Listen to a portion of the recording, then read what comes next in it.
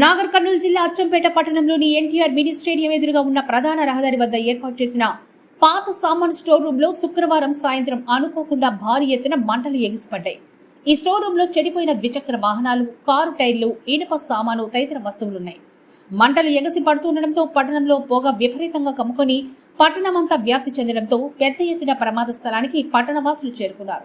విషయం తెలుసుకున్న fire engine అధికారులు ప్రమాద స్థలానికి చేరుకుని మంటల్ని అదుపులోకి తీసుకొచ్చారు. ఈ ప్రమాదంతో పాత సామాన్ స్టోరేజ్ బాధితుడు ఖాజా మాట్లాడుతూ సుమారు 3 లక్షల ఆస్తి నష్టం జరిగిందని వాపోయారు.